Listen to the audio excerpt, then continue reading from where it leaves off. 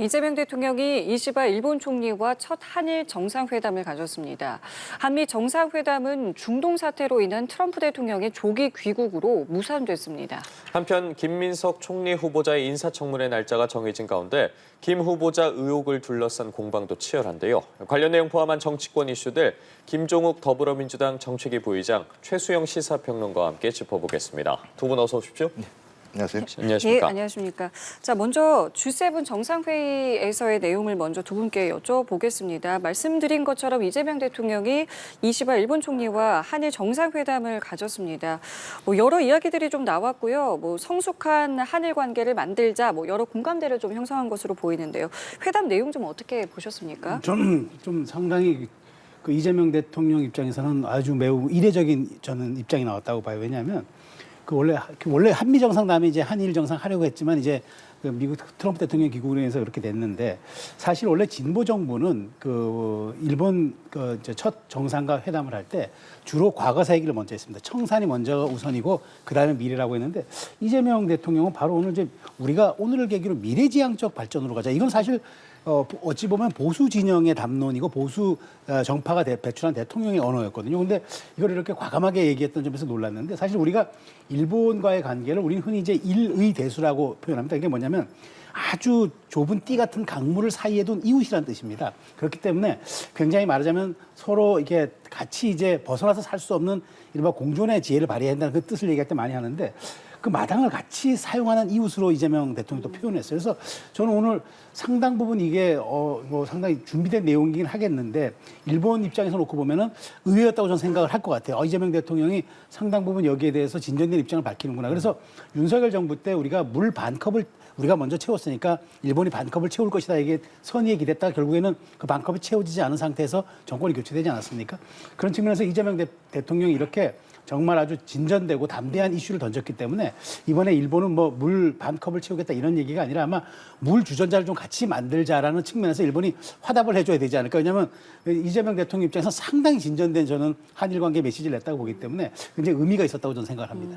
자, 반대로 말씀하신 것처럼 이 한미 정상회담도 상당한 기대가 있었는데 트럼프 대통령이 조기 귀국하면서 이제 무산됐습니다. 이제 그래서 관심을 이제 모으는 게 나토 정상회담에 만약에 회의에 가게 되면은 트럼프 대통령을 만날 수도 있지 않겠느냐라는 관측이 있는데 그에 앞서서 우리 대통령이 나토에 가는 것이 맞느냐에 대한 여러 가지 또 글쎄요 의견 차가 좀 있는 것 같아요. 그래서 여기를 어떻게 좀 접근을 해야 되는지가 좀 말씀하셨던 여쭤보겠습니다. 것처럼 이재명 대통령의 지금 핵심적인 현안에 대한 인식은 경제도 위기지만 외교도 위기다.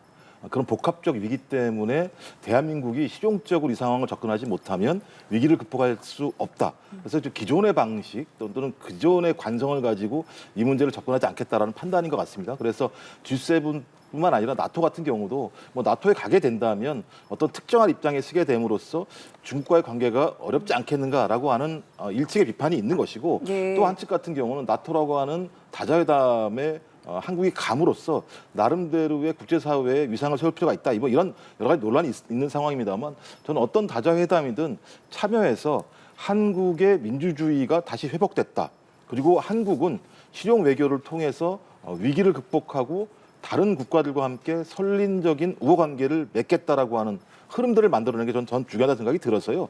나토를 가든 아니면 G7을 가든 대한민국이 실용적으로 국익을 얻을 수 있는 요인들이 있다면 그걸 찾는 게 중요하지 아예 가지 말자라고 하는 논란을 빚는 건 매우 큰 문제라는 생각이 들어요. 당장 G7에서 트럼프 대통령이 돌아가니까 엄청난 비판들이 나오는 거 아니겠습니까? 전 그래서 지금 상황은 대한민국은 복합 위기다. 복합 위기 상황에서는 실용적으로 모든 것을 대해야 한다. 과거의 관성으로 이래야 된다 저래야 된다라고 하는 판단 자체들은 위기를 좀 과소평가한다라고 하는 생각이 들 수 있기 때문에 저는 어떤 성과가 나오는지를 가지고 좀 얘기하실 필요가 있을 것 같다 이런 생각이 듭니다. 예, 알겠습니다.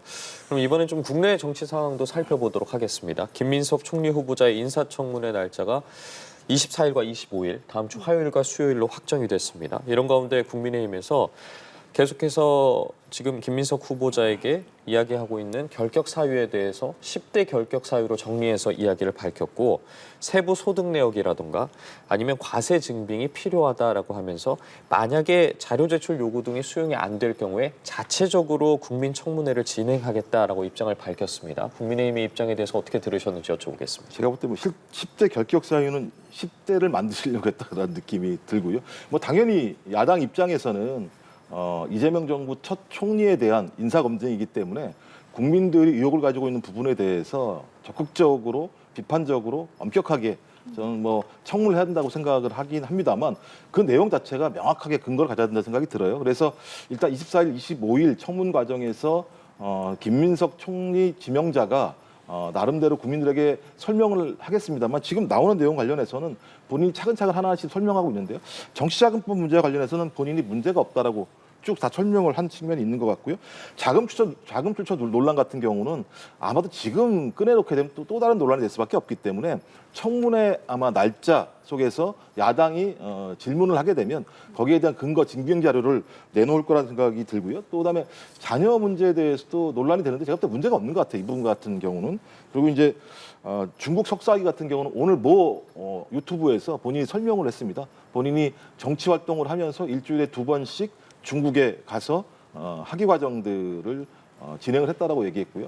근데 마지막 학생운동 시절에 이 반미 논란 같은 경우는 제가 볼 때 이건 색깔론 아닌가 생각이 들어서 그게 언제 때 얘기입니까? 1980년대 초반 중반 얘기이기 때문에 저는 뭐 그렇다고 하더라도 이런 문제 제기에 대해서 김민석 총리 지명자가 오늘부터라도 그다음에 24일, 25일 날 적극적으로 국민들에게 설명을 해서 초기 이재명 정부의 총리는 야당이 제기했던 것만큼 그렇게 큰 결격 사유가 없다라고 하는 것을 증명해내는 게 더 중요하다고 생각을 합니다. 말씀해 주신 것처럼 김민석 후보자 말 그대로 좀 정면 돌파 의지를 보이고 있고 민주당에서도 뭐 여러 지금 논란이 되고 있는 부분과 관련해서 합법적 채무를 이 불법 자금으로 지금 호도하는 정치 공세라고 맞받고 있지 않겠습니까? 국민의힘 의원들부터 오히려 지금 재산이 증식된 부분을 공개해라라고 맞받았는데 어떻게 좀 바라보고 계십니까? 국민의힘 의원들이 총리 후보자입니까? 왜 국민의힘 의원들이 질문에 답을 해야죠? 국민의힘 의원들은 묻는 사람들입니다. 그런데 질문에 저는 김민석 후보자가 성실히 답변하면 되는데 동문서답식의 답변을 해요. 이걸 질문하면 저걸 답변합니다. 그러니까 일종의 이런 거죠. 그 당시 본인이 대법원 판결에 따라서 2005년도에 대법원 판결에 따라서 공직선거법 정치자금법 위반으로 해가지고 그 추징 2억 당한 거 그거 다 유죄 판결 나서 한 거 맞거든요. 그런데 그걸 정치 검찰의 소행이라고 얘기합니다. 정치 검찰의 공작이라고 얘기합니다. 당시 검찰이 노무현 정부의 검찰이었습니다. 그러면 진보 정부가 그러면은 그 당시에 정치 검찰을 동원해서 본인을 탄압했다는 얘기입니까? 그럼 또 대법원 판결은 또 뭘로 설명할 겁니까? 그러니까 이건 말도 안 되는 이야기를 궤변하는 거고 또 하나 지금 묻는 건 그겁니다. 아니 공식 소득이 그 지난 5년간 세비 5천 그러니까 많이 받아서 5억 5천인데 자 근데 나간 돈은 12억에 가깝다. 그러면 이 간극을 뭘로 설명할 것이냐. 이 불일치를 좀 얘기해달라고 하니까 뭐 여러 가지 감사할 일이 많아서 헌금도 많이 내고 얘기했다는데 그게 수입입니까? 지출입니까? 그러니까 이게 말이 안 되는 얘기를 합니다. 그러니까 기타 소득으로 많이 그렇게 자기의 소득이 됐답니다. 그럼 기타 소득이 7억인데 그 7억이 어떻게 됐는지를 증빙하면 됩니다. 그다음에 아들에 대한 교육비가 과도하게 좀 많은 것 같아. 그 해외 송금이 많은 것 같아. 한국은행에서 자료 내면 됩니다. 그런데 이게 자기 부인의 지금 눈이 실핏줄이 터질 정도로 굉장히 지금 뭐 발가벗겨진 느낌입니다. 또 인사청문회 열리기 전에 지금 정부 부처로부터 공개 업무 보고를 받은 부분에 대한 논란도 있지 않겠습니까? 네. 말씀 계속해서 이어서 듣겠습니다. 네, 제가 그 부분을 지적했는데 사실 이거는 나중에 총리 취임하고 나서도 해도 됩니다. 그러니까 중요한 거는 지금 국민들이 갖고 있는 의혹과 논란에 대해서 얼마큼 소상히 설명을 해서 국민의 눈높이라는 허들을 어떻게 통과하느냐 이게 중요한 거잖아요. 왜냐하면 총리 자리가 그렇게 아주 간단한 자리가 아닌 것이 어쨌든 총리가 전체적인 강요의 재청권을 갖고 있지 않습니까? 김민석 후보가 통과돼서 총리 자리에 있지 않으면 지금 강요 재청이 안 돼요. 그래서 지금 전임 정부 장관들과의 불편한 동거가 있잖아요. 그럼 빨리 이걸 해가지고 23일, 24일 넘어서서 그다음에 총리로서 역할을 해야 되는데 아니 무슨 업무보 받는 게 이렇게 급합니까? 그렇게 저는 마치 이것이 나는 통과될 거니까 문제 없어요라고 하는 것처럼 비춰지기 때문에 이건 오만해 보일 수도 있고 오해를 사올 수도 있다. 그래서 소상히 설명하는 게 우선이다. 그 말씀 드리겠습니다. 예. 지적하신 부분에 대해서 어떻게 생각하세요? 뭐 업무 말씀하신 보고를 것, 예. 왜 벌써 받느냐라는 부분이거든요. 아니 이건 제가 볼 때는 뭐 김민석 총리 지명자만 해왔던 건 아니고 비공개적으로 정부가 어떤 내용들을 하고 있는지에 대해서 확인하려면 그 부처에 대해서 어떤 내용인지 알아야 되는 측면이 있으니까요. 근데 지금까지는 말씀하셨던 것처럼 공개적인 행보를 하게 되면 아직 총리가 되지도 않았는데도 불구하고 부처를 부르는가라고 하는 논란이 있어서 비공개로 해왔던 관례인데 왜 이번에만 공개를 하냐라고 아마 야당에서는 문제 제기하시는 것 같아요. 그래서 이 부분에 대해서 김민석 총리 지명자가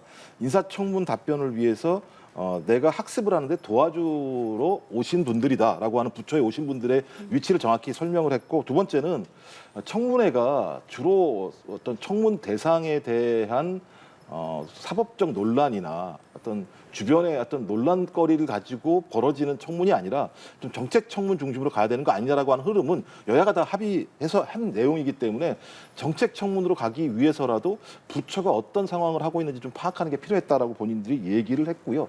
또 과거에 선례도 있다. 근데 선례가 대체적으로 비공개였으니까 공개한 것이 좀 논란이 된다라고 하는 부분과 관련해서 선례가 일단 설명을 한 것 같다는 생각이 듭니다. 뭐 그래서 당연히 야당 입장에서야 아직 통과도 안 되는데 부처를 부른다라고 하는 것이 월권 아니냐 이런 문제제기 할 수 있다는 생각이 듭니다. 저는 이런 어떤 야당의 문제제기에 대해서 김민석 총리 지명자가 한 번 설명을 했습니다만 또 설명하고 또 설명해서 이 문제가 어떤 의도를 가지고 했는지에 대한 설명을 한다면 제가 볼 때 이 논란은 오히려 그 야당이 제기하는 10대 결격 사유에 비하면 아무것도 아니다. 조적질이다라고 생각이 듭니다. 예, 알겠습니다.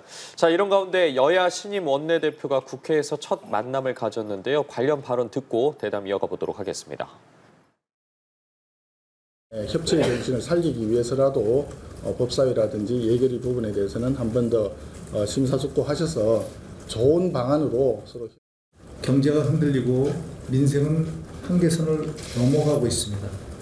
정치는 늦으면 무책임이라는 비난을 받습니다. 네, 양당 원내대표의 발언 듣고 오셨는데요. 첫 회동에서 협치를 강조를 했지만 역시나 원내 구성을 놓고는 이견을 보였습니다. 지금 계속해서 국민의힘에선 국회 관행에 따라서 야당이 법사위원장직을 가져와야 한다라고 주장을 하고 있는데 뭐 이야기를 들어보면 민주당에서는 그럴 생각이 없어 보이지 않습니까? 좀 이 논란이 어떻게 정리가 될 거라고 보십니까? 저는 민주당이 전 독식을 해서는 안 된다고 봐요. 그러니까 특히나 이제 이재명 정부가 출범하면서 통합과 이제 민생을 양쪽 키워드로 얘기하지 않습니까? 그런데 통합이라는 거는 말의 통합이 아니죠. 일종의 그 말하자면 현실의 통합 아닙니까? 야당을 뺀 통합이 있을 수 있을까요? 반대 진영을 품지 않은 통합이 있을까요? 그러니까 저는 민주당이 말로만 한다는 자꾸 레토리라고 생각이 듭니다. 자, 보십시오. 물론 법사위와 예결위는 이미 정해졌고 사실 민주당 입장에서는 우리가 거의 의석의 3분의 1을 거의 범여가 갖고 있는데 우리가 못할 이유가 뭐가 있냐 이렇게 얘기하겠지만 관행이 왜 있습니까? 관행이 존재하는 이유는 그동안에 관행을 통해서 뭔가 그 최종적인 입장을 조율하러 가는 좋은 통로였기 때문에 우리가 관행이라는 걸 쓰는 것 아닙니까? 말 그대로 이게 법은 아니지만. 자, 근데 저는 법사위도 가져가고 예결위도 안 주겠다. 생각해 보십시오. 그럼 야당이 할 수 있는 게 뭐가 있습니까? 거부권도 이제는 없고 할 수 있는 게 있다면 그나마 법사위에서 법안이 본회의로 가는 와중에 속도 조절할 수 있는 일종의 상원 기능을 하는 게이트키핑 역할을 야당이 좀 하겠다는데 그것도 뺏는다? 저 100번 양보해서 그럼 임기 2년을 법사위 하니까 그럼 가져간다 쳐도 예결위는 야당이 예산을 감시 감독해야 되잖아요. 그럼 최소한 예결위는 그러면 야당이 예결위원장 할 수 있도록 해줘야죠. 저는 두 개를 다 갖는 거는 협치 의지가 없다. 그러니까 말로만 통합이 것이다 말씀을 드리고 싶고 정치는 그렇거든요. 갈등을 조정하는 것도 있지만 필요한 것과 가능한 것 사이의 중간을 절충하는 그게 정치입니다. 그렇다면 민주당은 우리가 뭐가 필요한데 어디까지 가능한지 이 과정의 중간지대를 야당에게 좀 공간을 내줘야 할 것 아닙니까? 저는 그걸 좀 전향적으로 꼭 좀 검토했으면 좋겠다. 물론 안 된다만 말을 계속 반복적으로 되뇌어서 이게 어디 한 발짝 진전이 되겠습니까? 법사위 예결위 문제 좀 해법 없겠습니까? 어떻게 보십니까? 뭐 제가 볼 때 이제 상황 인식에 대한 좀 여야 간의 협의부터 시작을 해야 될 것 같아요. 김병기 원내대표 얘기에 의하면 지금 상황은 상당히 위기 상황이다. 위기 상황에서는 협의도 중요하지만 속도도 매우 중요하다. 근데 속도가 야당에 의해서 가로막혔을 때 위기 돌파가 큰 문제가 될 수 있다. 이건 제가 볼 때 아직까지도 여야가 서로를 신뢰하지 못하는 측면들이 있는 거라는 생각이 들고 그래서 이 부분에 대한 여야 간의 협의가 계속 필요하다는 생각이 들고 또 하나는 관행을 주장하시는데 관행은 두 가지가 있습니다. 말씀하셨던 것처럼 대체적으로 야당이 법사위원장을 맡아왔지만 상임위는 2년 단위로 진행이 되는 상황입니다. 지금 1년밖에 지금 야당이었죠. 그 당시 민주당이 해왔던 거고 2년 동안 진행을 해서 이 어려운 상황 속에서 국정 문제와 관련해서 가장 핵심적인 법안과 예산 문제에 대해서 집권 여당이 좀 책임지고 적어도 1년 동안은 추진해 나갈 필요가 있다라고 하는 것이 아직까지 민주당의 입장이란 생각이 들고요. 또 하나는 야당이 지금까지 보여왔던 모습을 보면 상당히 국정의 발목을 잡을 가능성이 높다라는 판단들을 하는 거고요. 국정을 운영하는 가장 근본적인 이유는 야당을 위해서 하는 건 아니라는 생각이 듭니다. 그러니까 국민을 위해서 국정을 운영하는 것인데 그 국정 운영 과정에서 야당이 얼마만큼 서로가 협조할 수 있는 신뢰관계를 맺을 수 있을 것인가라고 하는 이 근거가 없다면 제가 볼 때 민주당 입장에서는 지금의 위기 상황을 돌파하기 위한 속도, 책임감이라는 차원에서 법사위원장과 예결위원장 모두를 가지고 위기를 극복하는 것이 더 효율적이고 국민을 위한 것이 아닌가라는 판단을 한다는 생각이 들어서 이 문제에 대해서 야당도 충분히 어떤 방향으로 하자라는 것인지에 대한 서로 간의 쌍방의 협의와 서로의 속내에 대한 좀 이해가 좀 더 필요하다고 생각을 합니다. 알겠습니다. 자, 그리고 민주당에서 전당대회 날짜도 잡혔습니다. 8월 2일인데요. 일단은 정청래 의원이 출마를 선언했고요. 그리고 박찬대 전 원내대표가 나올 것이다라는 이제 관측도 나오고 이외에 또 다른 인물이 나올 수도 있다. 뭐 이런 이야기들도 지금 나오고 있는 상황인데요. 근데 벌써부터 이제 신경전이 좀 치열한 것 같습니다. 뭐 지지자들 간에서의 신경전뿐만 아니라 일부 의원들의 서도 이제 이런 이야기들이 좀 나오고 있는데 글쎄요, 분위기 좀 어떻게 보고 계세요? 글쎄요, 지금 민주당이 이제 사실 이렇게 지금 내용을 겪고 있는 이유가 지금 사실 밖에서 보면은 민주당이 두 갈래다, 찬대파와 청래파다 이런 얘기가 지금 우스갯소리로 돌고 있더라고요. 그래서 참 이게 무슨 뭐 개파가 이제 원래 그렇습니다. 저기 전쟁보다 내전이 더 무서운 법이라고 하는데. 저는 이제 민주당이 이번에 사실 이 문제를 좀 불거지게 한 건 정청래 의원이라고 봐요. 왜냐면 이번에 출마 선언문을 하는데 너무 과하게 이재명 대통령을 얘기했어요. 정청래와 이재명은 한 몸이다. 곧 이재명이 정청래고 정청래가 곧 이재명이다.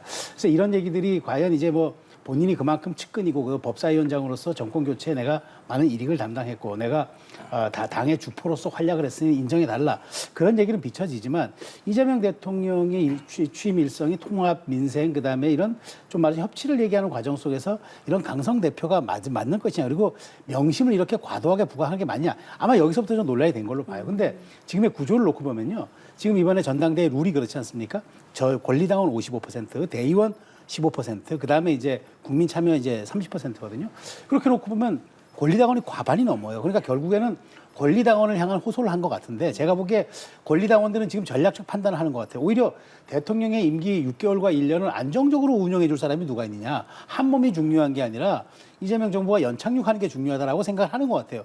그런 측면에서 이제 그 틈을 아마 출마 선언을 하지 않았지만 박찬대 전 원내대표가 아마 굉장히 좀 파고드는 것 같은데 그러다 보니까 이제 일종의 당내에서는 야, 벌써 우리 동지가 사라지고 이제 피아로 구분하느냐 이런 얘기들이 나오는 거죠. 예. 그런 측면에서 저는 뭐 이 부분은 좀 민주당이 이제 알아서 8월 1일까지 이제 뭐 전대를 시행하겠지만 저는 어쨌든 이런 논란을 보면서 과연 민주당의 이렇게 명심 경쟁이 과연 이게 전임 정부의 이른바 수평적 당정 관계가 아니라 수직적 당정 관계였을 때 어떤 피해가 왔고 어떤 결과로 재앙을 빚었는가 이런 것들에 대한 교훈을 좀 보지 못한 것 아닌가. 너무 이재명 대통령을 향한 이렇게 명발하기 수준의 이런 말하자면 대표 경쟁이 과연 여당의 모습인가라는 좀 여러 가지 의문점 남길 것 같아 그런 생각이 듭니다. 뭐 아직 박찬대 전 원내대표는 출마 선언을 하지도 않았는데 벌써 저희가 신경전이라는 단어를 썼습니다. 이 분위기가 계속 갈 것 같으세요? 일단 밖에서 보시는 분이 더 객관적일 수 있어요. 왜냐하면 안에서 보는 게 참 어렵습니다. 그리고 또 예를 들면 어떤 특정 후보에 대해서 이렇게 선호를 얘기할 수 없는 상황이어서요. 예. 일단 제가 볼 때 초반에 좀 과열된 건 사실인 것 같다. 좀 선거운동도 아닌데 세게 뭔가 좀 벌어진 것 같다는 느낌이 들고 그만큼 민주당에서 뭐 좋은 표현으로 얘기하면 권리당원들의 무게감이 매우 강해졌다. 옛날에는 권리당원들의 무게감이 강하지 않으면 저런 얘기 나왔다고 하더라도 별로 신경도 안 썼었는데 지금은 신경 쓸 수밖에 없는 상황이기 때문에 민주당이 변해가고 있고 그 변해가고 있는 과정 자체가 건강한가 건강하지 않은가라고 하는 부분들을 어떤 확인할 수 있는 중요한 선거가 이번 당대표 선거이기도 한 것 같다라는 생각이 들고요. 하나의 선례가 있습니다. 그러니까 김병기, 서영교 원내대표 선거가 있었는데 예. 초반에 권리당원 내부에서 엄청난 서로 공격이 있었습니다, 실제로. 그래서 왜 이러지? 너무 심한 거 아니야? 이랬었는데 시간이 지나면 지날수록 많은 권리당원 분들이 이거 왜 이러느냐? 둘 다 좋은 후보 아니냐? 왜 이렇게 공격만 해대고 있느냐? 우리가 그런 당원이냐라고 하는 얘기들이 막 올라오기 시작하면서부터 정리가 되는 분위기가 분명히 있었습니다. 그래서 지금 상황에서는 뭐 정청래 출마한 전 법사위원장이든 아니면 박찬대 전 원내대표이든 두 사람 다 내란을 극복하는 과정에서 중요한 역할을 한 건 사실이고 이재명 대통령이 신뢰하고 있는 인물인 건 사실이라는 생각이 들어서요. 두 분 중에 어떤 분이 이재명 대통령과 함께하는 민주당 일기 당대표로서 좋은가라고 하는 이런 좀 어떤 위치에 대한 논쟁을 벌일 필요가 있다. 개인에 대한 공격보다 그게 좋다는 생각이 들고 근데 제가 볼 때 두 분 다 이름이 좋은 것 같아요. 왜냐하면 여름에 찬대, 그다음에 청래 이런 게 좋은 것 같아서 두 분 중에 농담입니다. 두 분 중에 예. 권리당원분들께서 좀 치열한 토론, 치열한 논쟁은 벌이시되 인신공격의 문제가 아니라 어떻게 하면 민주당과 이재명 정부가 성공할 수 있는 당대표가 누구인가라고 하는 것을 중심으로 토론을 해주신다면 권리당원들의 힘이 매우 높아진, 위상이 높아진 민주당의 색다른 모습을 보일 수 있지만 그렇지 않고 인신공격성 당대표 사전 선거운동으로 벌어지게 된다면 많은 국민들이 좋은 모습으로 보시지 않을 수 있다는 생각이 들기 때문에 그런 점들을 권리당원께서 좀 유념해 주셨으면 좋겠다 이런 생각을 합니다. 국민의힘은 송원석 후의 출범에도 여전히 개혁안을 둘러싼 신경전이 이어지고 있는데요. 관련 발언까지 듣고 대담 이어가 보겠습니다. 혁신위는 김용태 비대위원장이 제안한 5대 개혁안을 포함하여 당의 전반적인 시스템 개혁까지 포함하는 구조개혁을 논의하고 거듭 말씀드리지만 혁신이라는 것은 제 거치가 결정되고 다음 지도부에서 하는 것이 맞다라고 생각이 듭니다. 네, 들으신 것처럼 송원석 원내대표와 김용태 비대위원장 어쨌든 입장이 계속해서 갈리는 모습이랄까. 송원석 원내대표는 당선이 된 지 얼마 되지 않았지만 뭐 미묘한 차이들이 계속해서 보이고 있습니다. 근데 저는 순서가 좀 잘못됐다고 봐요. 송원석 그 원내대표가 그 혁신위 구성을 제안하는데 지금 현행 당원 당규상에는 혁신위 구성의 전권은 대표가 갖고 있도록 되어 있습니다. 근데 현 대표가 누굽니까? 비대위원장 아닙니까? 근데 6월 30일까지 임기가 2주가량 남은 상황에서 혁신위 구성을 신임 원내대표가 손에 쥐겠다?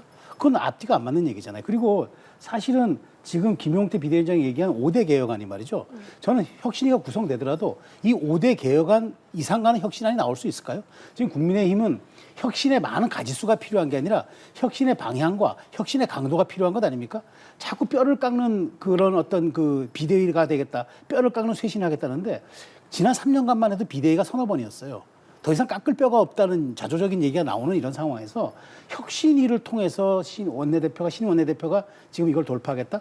6월 30일이 지나고 나면 김용태 비대위원장은 사라지고 그러면 본인이 주도하는 혁신안을 갖겠다는 건데 그럼 그때 혁신위 구성은 당대표의 권한을 이제 원내대표가 하게 되니까 그럼 저는 그런 측면에서 놓고 보면 이건 시간 벌기다. 그렇게 해서 약간 브릿지를 가진 다음에 김용태 비대위원장이 퇴장하고 난 다음에 내가 주도권을 쥐고 하겠다. 이런 얘기로밖에 안 들려서 과연 이게 혁신을 위한 혁신은 필요한 건 아니지 않습니까? 진짜 중요한 거는 당의 환골탈태를 위한 혁신이 필요한 거지. 그런 측면에서 저는 차라리 김용태 비대위원장이 얘기해서 한번 얘기했던 전당원 투표. 왜냐하면 지난번 후보 교체 과정도 결국 막아준 집단지성도 전당원 투표가 있거든요. 그럼 전당원이 지금 어떤 개혁을 원하는지 한번 물어보는 것도 저는 나쁘지 않다고 봅니다. 국민의힘 상황 좀 앞으로 어떻게 흘러갈 거라고 보세요? 집권 여당이 야당을 비판하는 게 좀 야박해 보이는 측면이 있어서 쉽지 않고 또 이게 뭐 좋은 문제가 아니라 내부의 갈등 문제 때문에 빚어진 거였어요.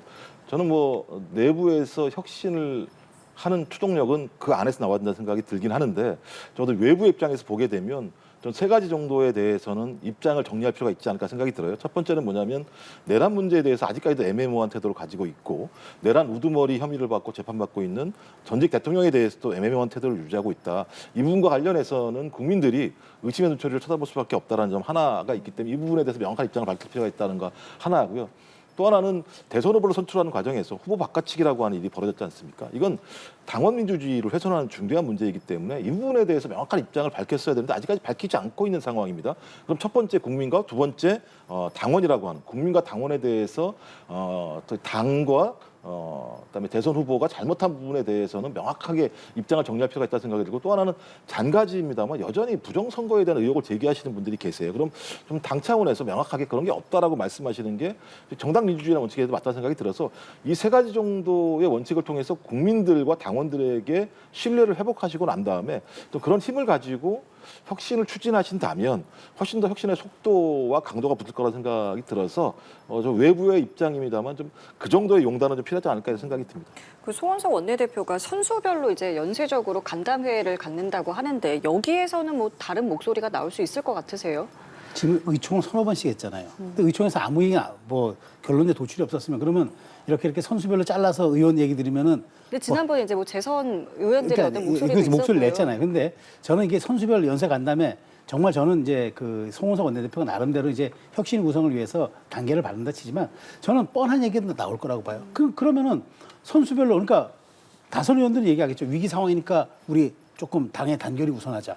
초재선 의원들은 혁신이 필요하다. 또 영남 의원급들 만나면은 단결도 우선이다. 그러니까 저는 답이 뻔한 얘기들을 너무 이렇게 자꾸 동호 반복하듯이 만나는 게 이게 무슨 의미가 있을까? 저는 차라리 그래서 제가 전당원 투표에 대한 저는 거기가 좀 비용도 들고 시간도 들더라도 하는 게 당의 주인은 당원 아닙니까? 그럼 당원들이 이 사안을 어떻게 바라보고 국민의힘의 개혁 방향을 어떻게 보는지 의사 물어봐야죠. 그거 묻고 거기에 따라서 당의 방향성을 만든 게 맞는데 지금 의원들끼리 이른바 의총이라는 그다음에 의원들끼리라는 일종의 자기 장애에 갇혀가지고 그 의원들의 생각 폭을 넘어서지 못하는 그런 개혁안을 낸다 그러면 저는 이건 정말 국민의힘이 앞으로 가야 할 길이 맞느냐. 저는 원내대표를 뽑았던 것은 60명이 이렇게 단일 대우로 뽑아줬던 것도 사실은 그러면 송 원내대표에게 힘을 실어준 건데 송 원내대표가 그런 정도의 이제 힘을 받았다고 본인이 모든 것에 대한 권한을 다 가졌다 생각하면 안 되고 최소한 김용태 비대위원장을 당이 대선 때 영입했던 만큼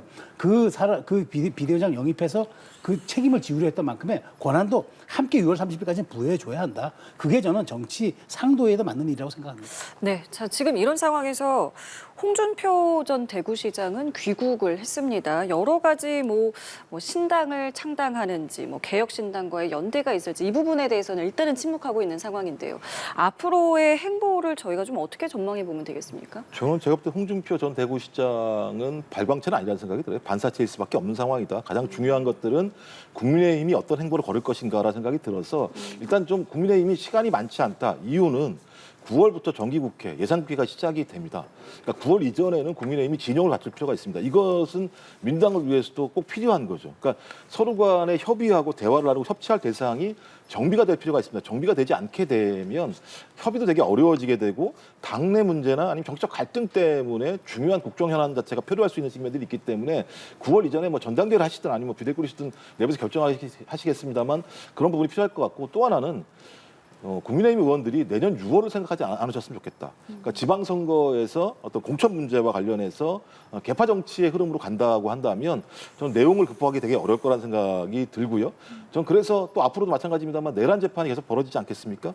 그럼 내란 재판 과정에서 어떤 결정이 나오게 되면 지금까지 내용들을 보게 되면 대체적으로 헌재 판단이 맞다라고 하는 흐름으로 가는 진술들이 나오고 있는 상황이면 재판 결과도 그럴 수밖에 없는 상황으로 갈 수밖에 없을 거다. 그랬을 때 국민의힘이 이런 부분과 관련해서 국민들의 마음에 받는 방식으로 변화하지 않는다면 국민의힘을 신뢰하지 않을 것이고 국민의힘을 신뢰하지 않는다면 국민의힘을 탈당했던 홍준표 전 대구시장 또는 개혁신당 또는 외부에 계시거나 아니면 국민의힘 내부에 있는 비주류라고 일컬어지는 정치인들에게 훨씬 더 관심을 가질 수 있는 가능성이 되게 높거든요. 그래서 홍준표 전 대구시장의 발언이 중요한 게 아니라 국민의힘이 어떤 길을 가는가에 따라서 국민의힘이 제대로 길을 가지 못한다고 한다면 홍준표 전 대구시장을 부를 수밖에 없을 것이다. 국민의힘 지지층은 그런 생각이 들어서 국민의힘이 어차피 본체니까요. 예. 좀 본체가 건강하게 혁신을 해서 앞으로 진짜 3년 동안 보여주지 못했던 협치라고 하는 협치 절차를 좀 앞으로 9월부터는 좀 달리게 했으면 좋겠다. 이런 좀 바람이 있습니다. 그러니까 홍 전 시장이 변수가 될지 여부는 결국 국민의힘에 달렸다라는 말씀이신데요. 홍 전 시장의 앞으로 행보 좀 어떻게 예상하세요? 근데 홍 전 시장은 그렇게 썩 큰 동력과 공간이 지금 안 나오는 상태예요. 지난번 대선에서 김문수 후보가 30% 후반을 득표했거나 이준석 후보가 10% 이상을 득표했다 그러면 홍 전 시장의 공간이 나올 텐데 오히려 지금 저는 오세훈 시장이 좀 주목을 받을 거라고 봐요. 왜냐하면 엊그제 김용태 그다음에 김재섭 우리 이준석 의원 불러서 이렇게 같이 밥을 먹었던 게 화제가 된 것처럼 저는 지금 국민의힘이 개혁이 지지부진할 경우 결국 외부 요인으로부터 동력을 찾을 수밖에 없다. 그 점을 국민의힘 내부가 심각하게 생각을 하고 그런 점에 대해서 자체 혁신이 없어. 원래 그렇거든요. 개혁하지 않으면 개혁 당합니다. 이게 정치권의 법칙이기 때문에 그런 부분들을 좀 명심했으면 좋겠다는 생각이 듭니다. 예, 알겠습니다. 오늘 두 분 말씀은 여기까지 듣겠습니다. 지금까지 김종욱 더불어민주당 정책위 부의장, 최수영 시사평론가와 함께했습니다. 두 분 고맙습니다. 감사합니다. 고맙습니다.